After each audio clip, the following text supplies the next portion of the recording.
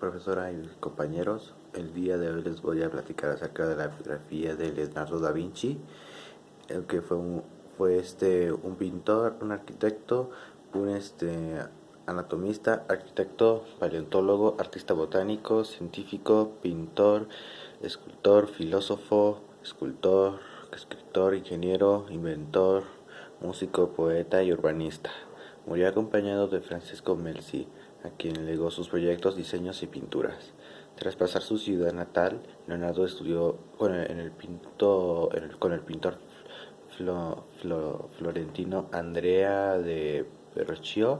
Sus primeros trabajos de importancia fueron creados en Milán al servicio del del duque Ludovico Sforza. Trabajó a continuación en Roma, Bolonia y Venecia, y pasó sus últimos años en Francia por invitación del rey Francisco I.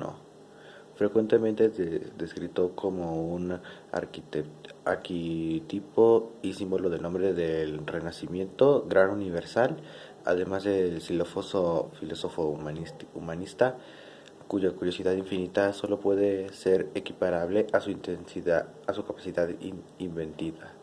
Leonardo da Vinci es considerado uno de los más grandes pintores de todos los tiempos y probablemente la persona con el mayor número de talentos en múltiples disciplinas que jamás haya existido.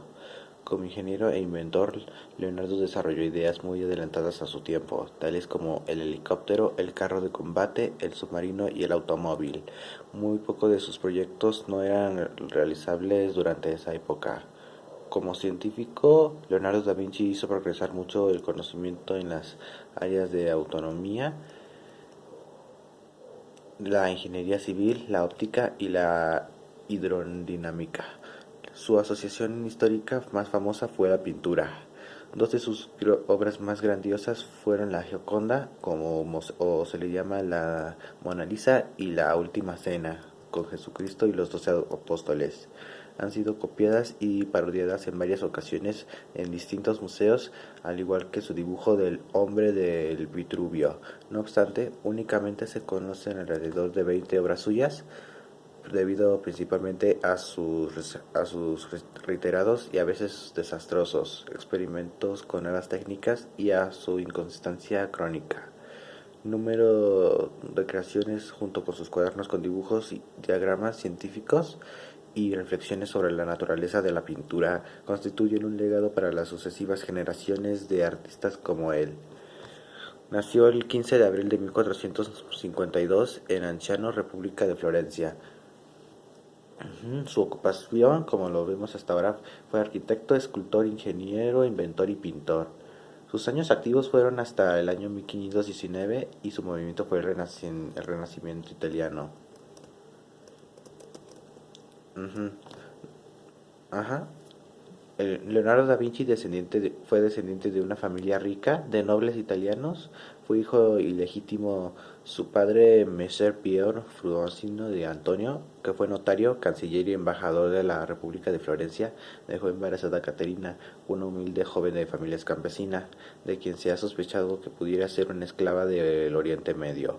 Martin Kemp fue catedrático emérito de la historia del arte de la Universidad de Oxford.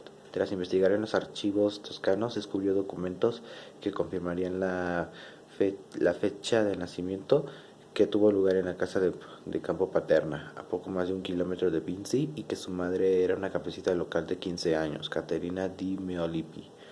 Piero, que ya estaba comprometido en matrimonio, y el niño fue entregado al abuelo paterno, Antonio da Vinci. Probablemente entregó una cierta cantidad a la madre como dote para que pudiera casarse.